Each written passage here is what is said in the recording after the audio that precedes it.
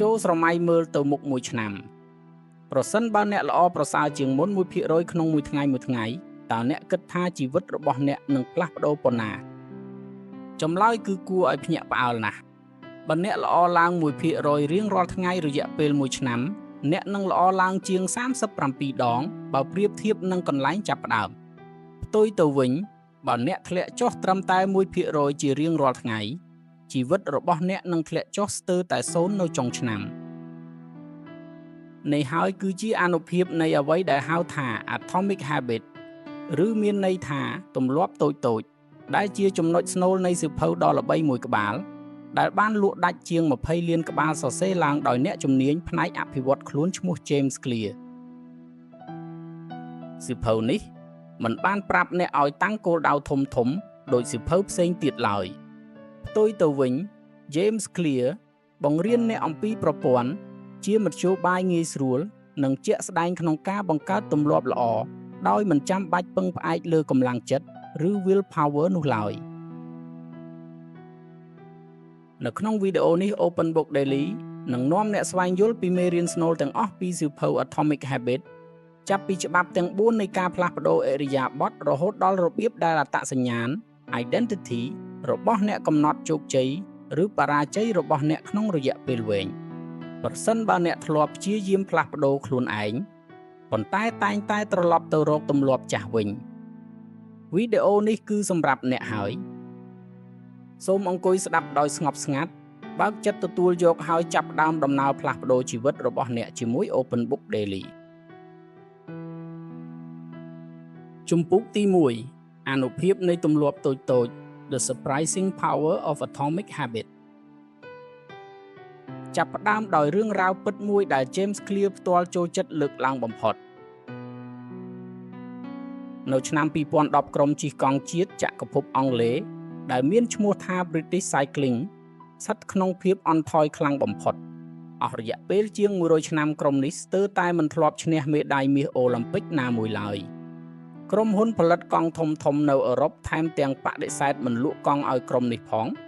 ដោយខ្លាចខូចកេរ្តិ៍ឈ្មោះព្រោះក្រុមនេះទន់ខ្សោយពេកប៉ុន្តែក្រុមនេះបានជួលគ្រូបង្វឹកថ្មីម្នាក់ឈ្មោះ Dave Brailsford គាត់មិនបានប្រកាសថាយើងត្រូវតែឈ្នះមេដាយមាសទេគាត់ក៏មិនបានផ្លាស់ប្ដូរអ្វីដ៏ធំដុំភ្លាមៗនោះដែរគាត់គ្រាន់តែផ្ដោតលើទស្សនវិជ្ជាមួយដែលហៅថា The Aggregation of Marginal Gain ឬមានន័យថាការប្រមូលផ្ដុំនូវការកែលម្អតូចៗ 1% ក្នុងគ្រប់ផ្នែកទាំងអស់ដែលទាក់ទងនឹងការជិះកង់ក្រុមការងាររបស់គាត់បានចាប់ផ្ដើមដូចជាកែលម្អកៅអីអង្គុយឲ្យសមស្របនឹងរាងកាយអត្តពលិកម្នាក់ៗឲ្យអត្តពលិកលាបជែលអាល់កុលលើកង់ដើម្បីកាត់បន្ថយភាពរអិលប្រើសម្លៀកបំពាក់ដែលមានទម្ងន់ស្រាលហើយធន់នឹងខ្យល់ជាងមុនថែមទាំងសិក្សាពីរបៀបជ្រើសរើសខ្នើយសម្រាប់គេងដើម្បីឲ្យអត្តពលិកគេងលក់ស្រួលជាងមុនក្នុងអំឡុងពេលធ្វើដំណើរប្រកួតទាំងនេះគ្មានការផ្លាស់ប្ដូរណាមួយធំដុំសោះគ្រប់ចំណុចសុទ្ធតែជាការកែលម្អតូចៗត្រឹម 1% ប៉ុណ្ណោះប៉ុន្តែលទ្ធផលវិញគឺគួរឲ្យអស្ចារ្យណាស់ត្រឹមតែ5ឆ្នាំក្រោយមកក្រុម British Cycling បានដណ្ដើមមេដាយមាសអូឡ িম্প ិកចំនួន 60% នៃការប្រកួតនៅទីក្រុងប៉េកាំងឆ្នាំ2008ក្នុងព្រឹត្តិការណ៍ Beijing 2008បន្ទាប់មកទៀតនៅព្រឹត្តិការណ៍ London 2012ពួកគេបានបំបែកកំណត់ត្រាពិភពលោកនិងអូឡ িম্প ិកចំនួន9ដងក្រុមនេះបានក្លាយជាក្រុមជិះកង់ដ៏ខ្លាំងបំផុតមួយក្នុងប្រវត្តិសាស្ត្រកីឡានេះJames Clear បានសួរសំណួរមួយថាតើអ្វីទៅជាមេរៀនពីរឿងនេះមនុស្សយើងភាគច្រើនចង់បានលទ្ធផលធំភ្លាមយើងចង់សម្រកទម្ងន់10គីឡូក្រាមក្នុងមួយខែយើងចង់ចាប់ផ្ដើមអាជីវកម្មរកចំណូលរាប់ពាន់ដុល្លារក្នុងរយៈពេលត្រឹមមួយសប្តាហ៍ប៉ុន្តែ James Clear បានបញ្ជាក់ថាជោគជ័យមិនមែនជាព្រឹត្តិការណ៍តែមួយដងទេវាជាលទ្ធផលនៃប្រព័ន្ធដែលអ្នកធ្វើម្ដងហើយម្ដងទៀតនិយាយឲ្យសាមញ្ញគឺ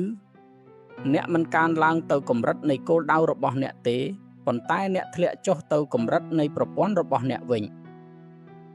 នេះជាចំណុចផ្ទុយស្រឡះពីអ្វីដែលយើងធ្លាប់ជឿតាំងពីតូចមកយើងត្រូវបានបង្រៀនឲ្យតាំងគោលដៅ ចង់ចេះនិយាយភាសាអង់គ្លេសចង់មានលុយសន្សំចង់ជោគជ័យក្នុងការសិក្សា James Clear បានបញ្ជាក់ថាបញ្ហាចម្បងនៃការតាំងគោលដៅគឺទី1អ្នកឈ្នះនិងអ្នកចាញ់សុទ្ធតែមានគោលដៅដូចគ្នាអត្តពលិកគ្រប់រូបនៅក្នុងការប្រកួតអូឡ িম্প ពិកសុទ្ធតែចង់បានមេដាយមាសដូចគ្នាសិស្សគ្រប់រូបនៅក្នុងថ្នាក់សុទ្ធតែចង់បានពិន្ទុល្អដូចគ្នាដូច្នេះគោលដៅមិនមែនជាកត្តាកំណត់ភាពខុសគ្នានោះទេប្រព័ន្ធរបស់អ្នកទេដែលកំណត់ថាអ្នកណានឹងឈ្នះទី2ការសម្រេចគោលដៅគឺគ្រាន់តែជាការផ្លាស់ប្ដូរនៅចំណុចមួយក្នុងរយៈពេលមួយភ្លែតប៉ុណ្ណោះឧទាហរណ៍អ្នកតាំងគោលដៅសម្អាតបន្ទប់ឲ្យស្អាតពេលអ្នកសម្អាតរួចគោលដៅសម្រេចហើយប៉ុន្តែបើអ្នកមិនប្រែក្លាយប្រព័ន្ធឬទម្លាប់ដែលធ្វើឲ្យបន្ទប់នោះកខ្វក់តាំងពីដើមទេបន្ទប់នោះនឹងវិលទៅកខ្វក់ឡើងវិញមិនខាននេះហើយជាមូលហេតុដែលមនុស្សជាច្រើនតាំងគោលដៅឆ្នាំថ្មីរៀងរាល់ឆ្នាំប៉ុន្តែហេតុអ្វីបានជាបរាជ័យដដែលពួកគេផ្ដោតលើលទ្ធផលជំនួសឲ្យការផ្ដោតលើដំណើរការ James Clear បានសរសេរថាអ្នកមិនអាចឈានដល់កម្រិតគោលដៅរបស់អ្នកទេប៉ុន្តែអ្នកបែរជាធ្លាក់ចុះទៅដល់កម្រិតនៃប្រព័ន្ធរបស់អ្នកទៅវិញចូលគិតអំពីជីវិតរបស់អ្នកផ្ទាល់ទៅមើលបើអ្នកជាសិស្សនិស្សិតដែលចង់ប្រឡងជាប់ IELTS ឲ្យបានពិន្ទុខ្ពស់គោលដៅរបស់អ្នកគឺចង់បានពិន្ទុ7ប៉ុន្តែប្រព័ន្ធរបស់អ្នកទេដែលកំណត់ថាតើអ្នកនឹងទទួលបានវាឬអត់តើអ្នករៀនពាក្យថ្មីរាល់ថ្ងៃដែរឬទេតើអ្នកអានសៀវភៅជាភាសាអង់គ្លេស15នាទីរាល់ព្រឹកដែរឬទេបើសិនជាអ្នកជាម្ចាស់អាជីវកម្មតូចមួយលក់ម្ហូបអាហារឬទំនិញអនឡាញគោលដៅរបស់អ្នកគឺចង់ចំណេញកម្រៃច្រើនប៉ុន្តែប្រព័ន្ធរបស់អ្នកទេដែលកំណត់ជោគជ័យតើអ្នកតាមដានចំណូលចំណាយរាល់ថ្ងៃដែរឬទេតើអ្នកឆ្លើយតបអតិថិជនបានឆាប់រហ័សដែរឬទេ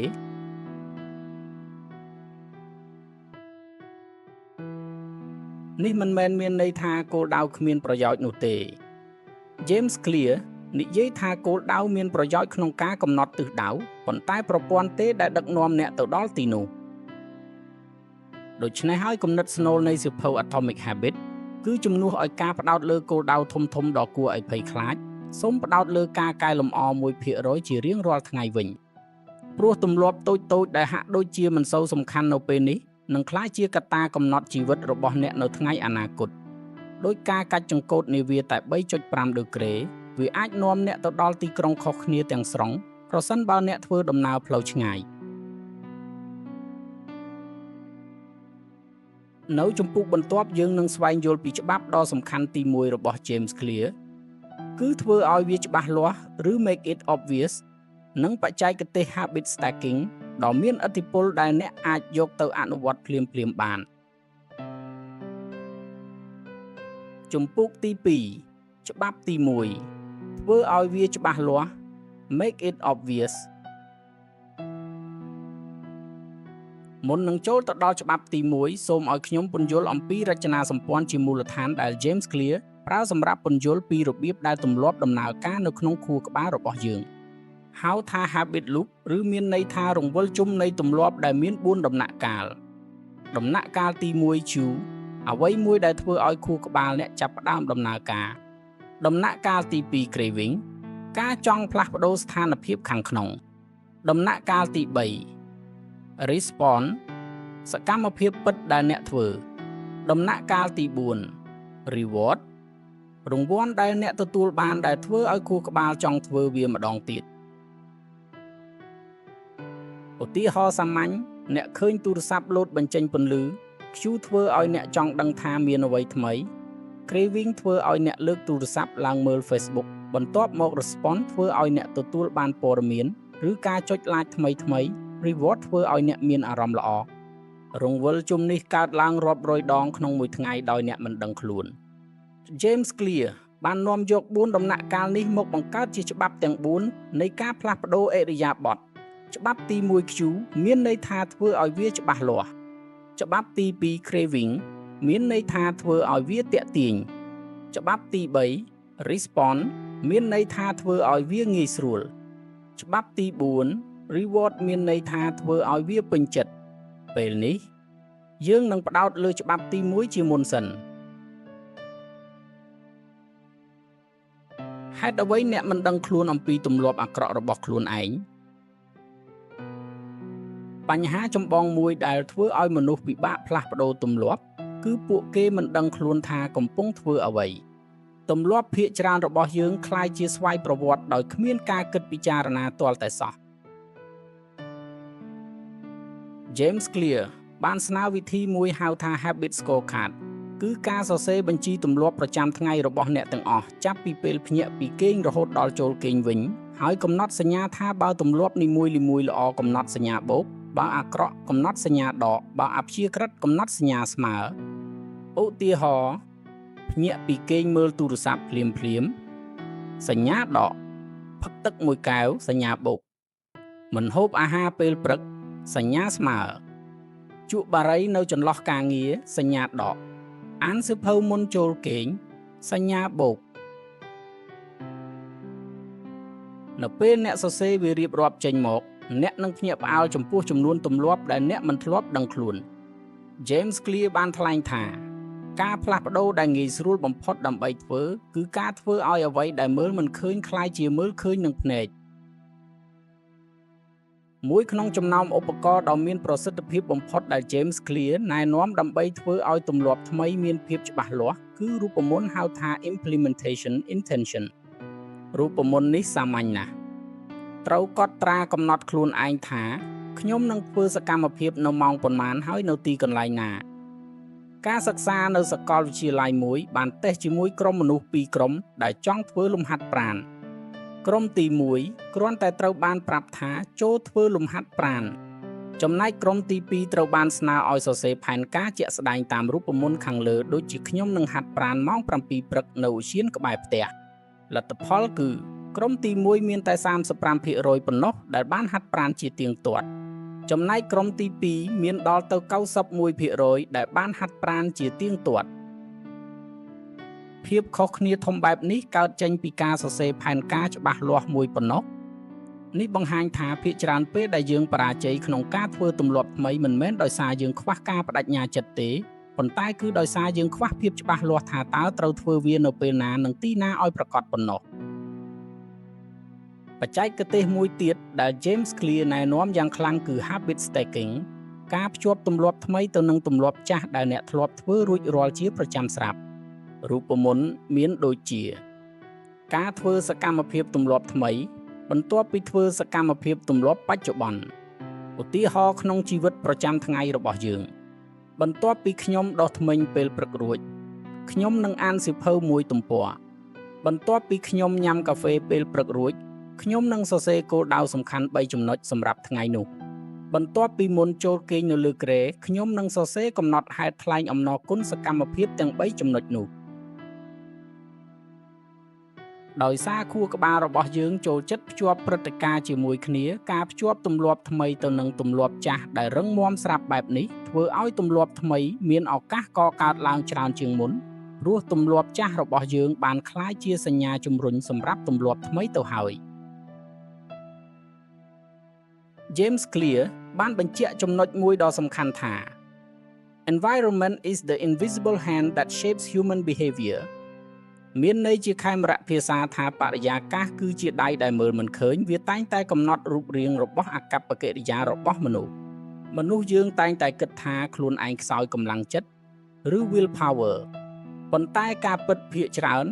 អាកប្បកិរិយារបស់យើងត្រូវបានកំណត់ដោយអ្វីដែលនៅជុំវិញខ្លួនយើងទៅវិញទេតើអ្នកចង់ញ៉ាំបន្លែផ្លែឈើឲ្យបានច្រើនជាងមុនមែនទេ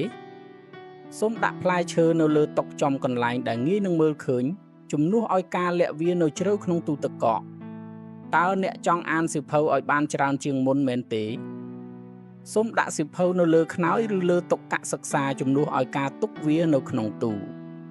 តើអ្នកចង់លេង Facebook ឲ្យតិចជាងមុនមែនទេ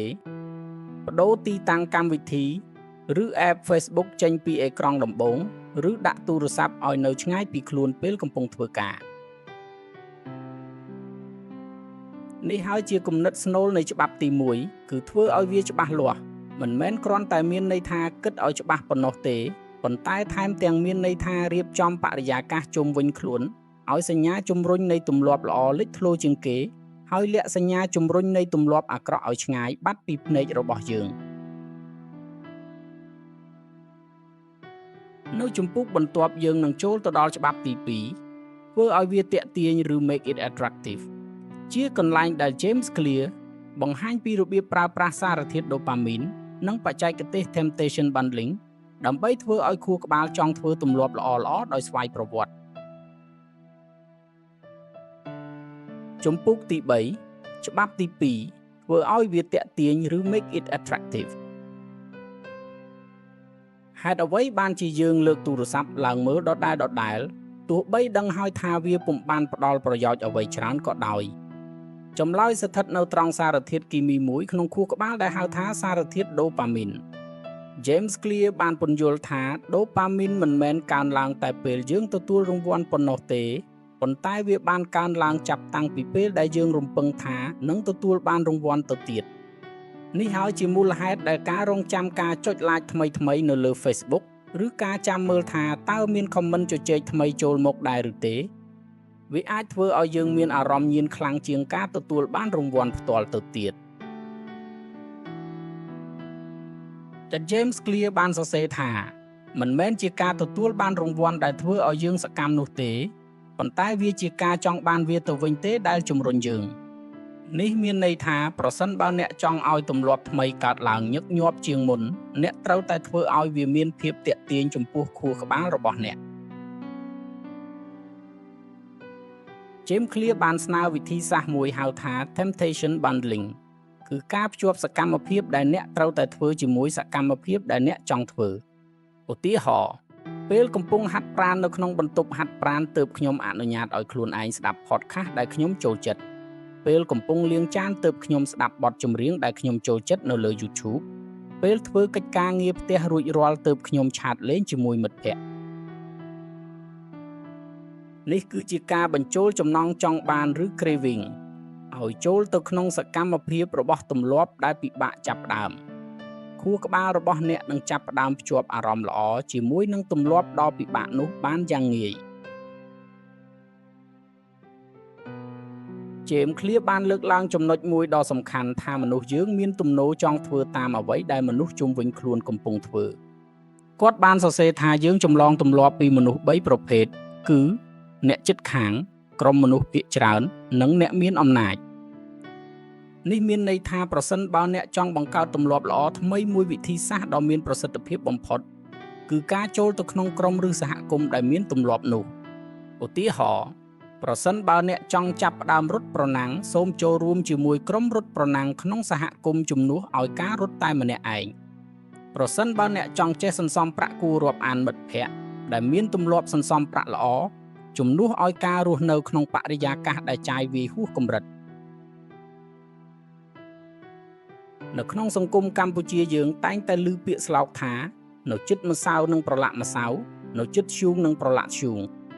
ពាក្យស្លោកនេះពិតជាឆ្លុះបញ្ចាំងពីវិជាសាស្ត្រនៃទម្លាប់យ៉ាងស៊ីជម្រៅបំផុតបរិយាកាសសង្គមរបស់អ្នកគឺជាកត្តាកំណត់ទម្លាប់របស់អ្នកច្រើនជាងអ្វីដែលអ្នកបានគិតទៅទៀត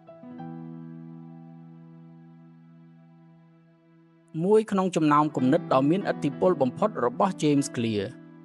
ក្នុងជំពូកនេះគឺការផ្លាស់ប្ដូរពីភាសាអវិជ្ជមានទៅជាភាសាវិជ្ជមានចំពោះទម្លាប់ដែលពិបាកធ្វើជំនួសឲ្យការគិតថាខ្ញុំត្រូវតែហាត់ប្រាណព្រឹកនេះបែបនេះគឺផ្ដល់អារម្មណ៍ថាជាកាតព្វកិច្ចធ្ងន់ធ្ងរសូមផ្លាស់ប្ដូរការគិតមកជាខ្ញុំមានឱកាសបង្កើនកម្លាំងនិងសុខភាពរបស់ខ្ញុំព្រឹកនេះជំនួសឲ្យការគិតថាខ្ញុំនឹងត្រូវធ្វើបទបង្ហាញនៅក្រុមហ៊ុនដែលស្ដាប់ទៅគួរឲ្យខ្លាចសូមផ្លាស់ប្ដូរការគិតមកជាខ្ញុំមានឱកាសបង្ហាញសមត្ថភាពនិងចែករំលែកគំនិតរបស់ខ្ញុំនៅជំពូកបន្ទាប់យើងនឹងចូលទៅដល់ច្បាប់ទី3ធ្វើឲ្យវាងាយស្រួលឬ make it easy ជាកន្លែងដែល James Clear បង្ហាញអំពីច្បាប់2នាទីឬ the 2-minute rule និងច្បាប់ស្ដីពីភាពខ្ជិលច្រអូសរបស់ខួរក្បាលមនុស្សដែលអាចយកមកប្រើប្រាស់វាជាចំណុចខ្លាំងវិញជំនួសឲ្យចំណុចខ្សោយ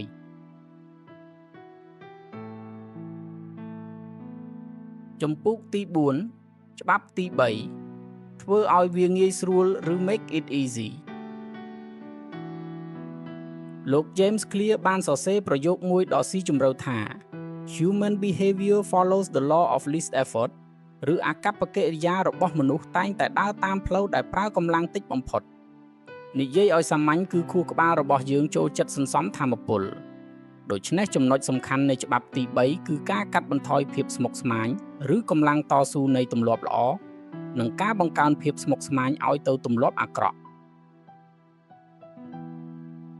លោក James Clear ធ្លាប់បានលើកឧទាហរណ៍អំពីមនុស្សម្នាក់ដែលចង់ញ៉ាំបន្លែឲ្យបានច្រើនគាត់មិនត្រាន់តែទិញបន្លែមកទុកក្នុងទូទឹកកកធម្មតាប៉ុណ្ណោះទេប៉ុន្តែគាត់ថែមទាំងលាងសម្អាតនិងរៀបចំបន្លែឲ្យស្រេចក្នុងប្រអប់ថ្លារួចដាក់នៅផ្នែកខាងមុខបំផុតនៃទូទឹកកកទៀតផងលទ្ធផលគឺការញ៉ាំបន្លែក្លាយជាជម្រើសដែលងាយស្រួលជាងការញ៉ាំអាហារឥតប្រយោជន៍ផ្សេងទៀតសម្រាប់គាត់នេះគឺជាបច្ចេកទេសមួយក្នុងចំណោមបច្ចេកទេសដ៏ល្បីល្បាញបំផុតនៅក្នុងសៀវភៅ Atomic Habits លោក James Clear បានណែនាំថានៅពេលអ្នកចាប់ផ្ដើមទម្លាប់ថ្មីមួយវាគួរតែចំណាយពេលតិចជាង2នាទីដើម្បីធ្វើវាឧទាហរណ៍អានសៀវភៅរៀងរាល់យប់ត្រូវកែមកជាអានតែមួយទំព័រវិញរត់ប្រណាំង5គីឡូម៉ែត្រត្រូវកែមកជាស្លៀកសម្លៀកបំពាក់រត់ប្រណាំងហើយរត់ធម្មតាវិញសរសេរសៀវភៅមួយក្បាលត្រូវកែមកជាសរសេរតែមួយប្រយោគវិញសមាធិ10នាទីត្រូវកែមកជាអង្គុយស្ងប់2នាទីវិញគោលបំណងសំខាន់នៃច្បាប់នេះមិនមែនចង់បានលទ្ធផលធំដុំភ្លាមៗនោះទេប៉ុន្តែគឺចង់ឲ្យអ្នកចាប់ផ្ដើមធ្វើវាលោក James Clear បានថ្លែងថាការធ្វើឲ្យទម្លាប់ថ្មីក្លាយជាទម្លាប់រឹងមាំសំខាន់មិនស្ថិតនៅត្រង់ការធ្វើវាឲ្យបានល្អឥតខ្ចោះនោះទេប៉ុន្តែស្ថិតនៅត្រង់ការធ្វើវាឲ្យបានជាប់លាប់នៅពេលដែលអ្នកចាប់ផ្ដើមធ្វើវាតិចតួចបែបនេះខួរក្បាលរបស់អ្នកនឹងគ្មានលេសដើម្បីបដិសេធឡើយហើយនៅពេលដែលអ្នកបានចាប់ផ្ដើមហើយជាធម្មតាអ្នកតែងតែបន្តធ្វើវាបន្ថែមទៀតរបៀបនេះគេហៅថា Master the Art of Showing Up លោក James Clear ក៏បានបង្ហាញផងដែរថាច្បាប់ទាំង4នេះអាចប្រើបាញ់ច្រាស់ទិសគ្នាវិញបានដើម្បីជួយកម្ចាត់ទម្លាប់អាក្រក់ចូលធ្វើឲ្យវាមិនច្បាស់លាស់ដោយដកសញ្ញាជំរុញចេញពីភ្នែកចូលធ្វើឲ្យវាមិនតាក់ទាញធ្វើឲ្យវាពិបាកហើយបង្កើនកម្លាំងតស៊ូធ្វើឲ្យវាមិនពេញចិត្តឧទាហរណ៍ប្រសិនបើអ្នកចង់កាត់បន្ថយពេលវេលាប្រើប្រាស់ទូរស័ព្ទអ្នកអាចដាក់ទូរស័ព្ទទុកក្នុងបន្ទប់ផ្សេងនៅពេលកំពុងធ្វើការឬប្ដូរអេក្រង់ទូរស័ព្ទទៅជាពណ៌ប្រផេះដើម្បីកាត់បន្ថយភាពទាក់ទាញនៃពណ៌ស្រស់ឆើតឆាយរបស់កម្មវិធីផ្សេងៗរបៀបនេះហៅថាការបង្កើន friction ឬធ្វើឲ្យវាមិនទាក់ទាញសម្រាប់ជីវិតប្រចាំថ្ងៃចូលគិតអំពីនរណាម្នាក់ដែលចង់ឈប់ជក់បារីជំនួសឲ្យការសង្ឃឹមពឹងផ្អែកលើកម្លាំងចិត្តសុទ្ធសាធការយកបារីនិងដៃកេះទាំងអស់ចេញពីផ្ទះឲ្យអស់ទាំងស្រុងគឺជាការបង្កើន friction ដល់កម្រិតអតិបរមាពិតជាមានប្រសិទ្ធភាពជាងការតាំងចិត្តតែម្នាក់ឯងឆ្ងាយណាស់លោក James Clear បានចង្អុលបង្ហាញថាការផ្លាស់ប្ដូរបរិយាកាសរូបវន្តគឺជាវិធីសាស្ត្រដ៏មានឥទ្ធិពលបំផុតមួយដើម្បីធ្វើឲ្យទម្លាប់ថ្មីកើតឡើងដោយស្វ័យប្រវត្តិដោយមិនចាំបាច់ពឹងផ្អែកលើកម្លាំងចិត្តទាល់តែសោះគាត់បានហៅគោលការណ៍នេះថា Prime the Environment គឺការរៀបចំបរិយាកាសទុកជាមុនពេលដែលអ្នកត្រូវការប្រើប្រាស់វាឧទាហរណ៍រៀបចំកន្លែងហាត់ប្រាណឬកន្លែងយូហ្គាឲ្យរួចរាល់ជាស្រេចតាំងពីយប់មុនចូលគេងដើម្បីឲ្យពេលព្រឹកឡើងអ្នកអាចដើរចូលទៅហាត់បានភ្លាមដោយមិនបាច់ចំណាយពេលរៀបចំយូរឡើយនេះហើយជាខ្លឹមសារនៃច្បាប់ទី3គឺធ្វើឲ្យវាងាយស្រួលព្រោះកម្លាំងចិត្តគឺជាធនធានមានកម្រិតប៉ុន្តែការរៀបចំបរិយាកាសនិងការកាត់បន្ថយ friction គឺជាយុទ្ធសាស្ត្រប្រកបដោយចីរភាពយូរអង្វែងជាងនៅជំពូកបន្ទាប់យើងនឹងស្វែងយល់ពីច្បាប់ទី4ធ្វើឲ្យវាពេញចិត្តឬ make it satisfying រួមជាមួយនឹងគោលការណ៍ស្នូលដ៏មានឥទ្ធិពលបំផុតមួយទៀតដែលអាចផ្លាស់ប្ដូរជីវិតរបស់អ្នកជាអចិន្ត្រៃយ៍បានគឺ identity based habit ជំពូកទី5ច្បាប់ទី4ធ្វើឲ្យវាពេញចិត្តឬ make it satisfying ហេតុអ្វីបានជាយើងជ្រើសរើសញ៉ាំនំផ្អែមជំនួសឲ្យការញ៉ាំអង្ករសម្រូបហេតុអ្វីបានជាយើងជ្រើសរើសចំណាយប្រាក់ភ្លាម ជំនួសឲ្យការសន្សំទុកសម្រាប់អនាគតចម្លើយស្ថិតនៅត្រង់គោលការណ៍មួយហៅថា immediate return environment ឬបរិយាកាសដែលផ្ដល់លទ្ធផលភ្លាមៗលោក James Clear បានពន្យល់ថាខួរក្បាលរបស់មនុស្សត្រូវបានវិវត្តតាំងពីសម័យបុរាណកាលមកដើម្បីផ្ដល់តម្លៃខ្ពស់ចំពោះរង្វាន់ភ្លាមៗជាងរង្វាន់ដែលនឹងទទួលបាននៅពេលអនាគតបញ្ហាគឺថាទម្លាប់ល្អភាគច្រើនដូចជាការសន្សំប្រាក់ហាត់ប្រាណរៀនជំនាញថ្មីផ្ដល់រង្វាន់យឺតយ៉ាវខណៈពេលដែលទម្លាប់អាក្រក់ភាគច្រើនដូចជាការជក់បារីជួបជុំផឹកស្រាចំណាយប្រាក់ផ្ដេសផ្ដាសគឺផ្ដល់រង្វាន់ដល់ខួរក្បាលភ្លាមៗ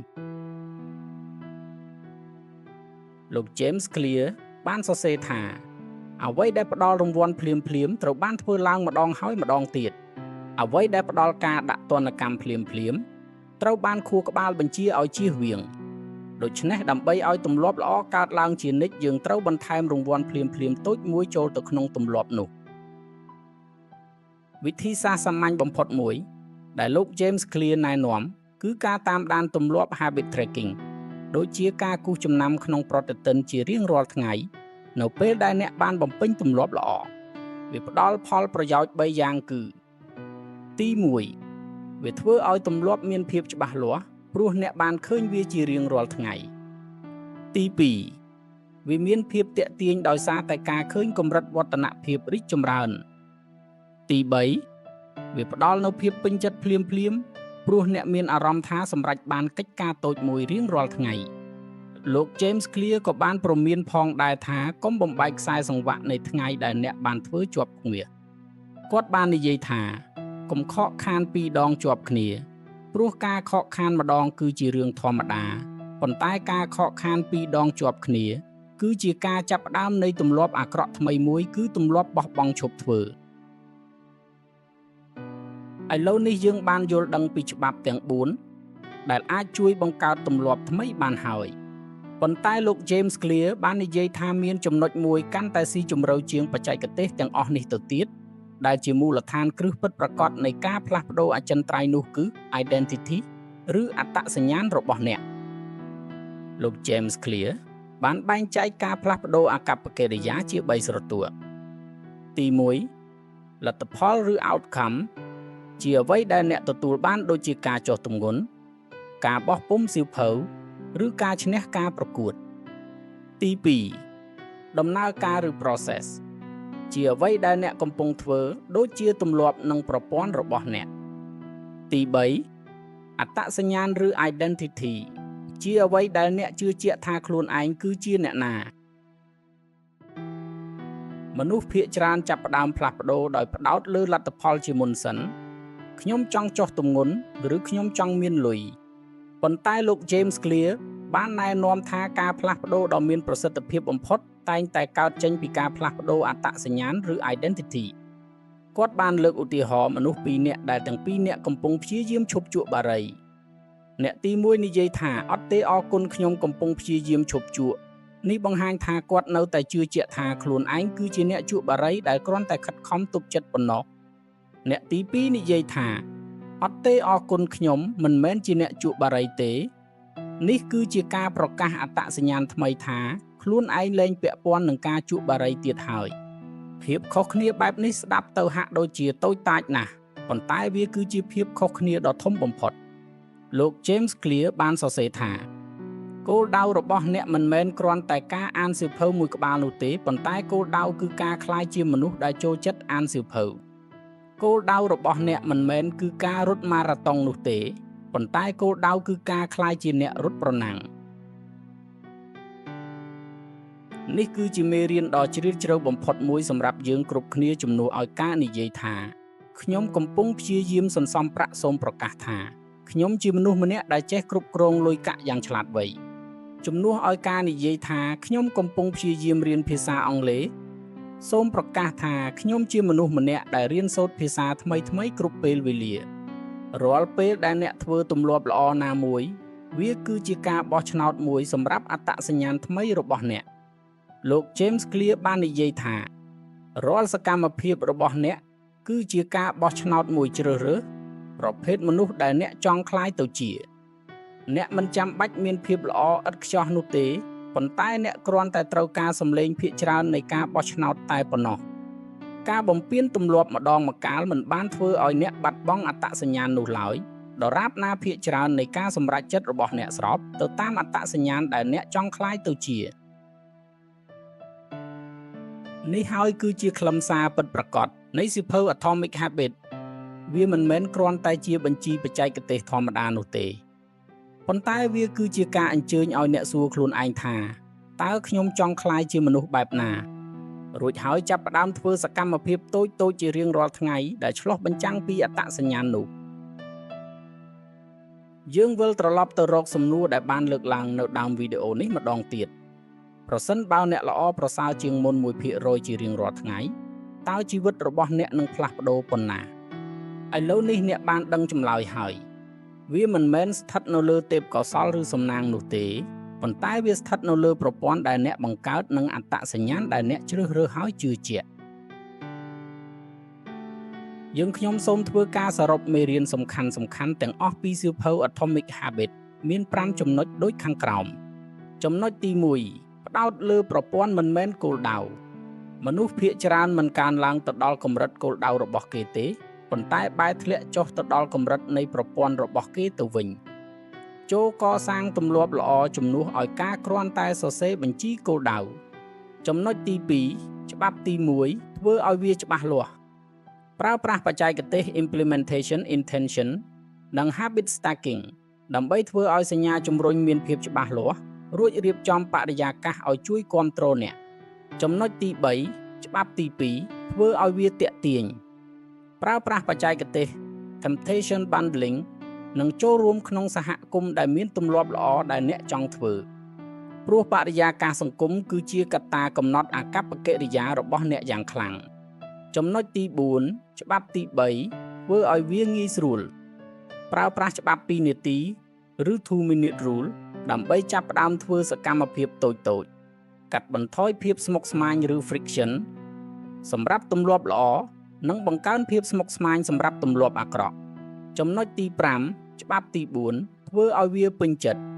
ផ្លាស់ប្ដូរអត្តសញ្ញាណឬ identity តាមដានទម្លាប់ដើម្បីទទួលបានរង្វាន់ភ្លាមៗដល់ខួរក្បាលនិងសំខាន់បំផុតគឺត្រូវសួរខ្លួនឯងថាតើខ្ញុំចង់ក្លាយទៅជាមនុស្សបែបណាហើយធ្វើសកម្មភាពដែលឆ្លុះបញ្ចាំងពីអត្តសញ្ញាណដែលអ្នកចង់ក្លាយទៅជានោះ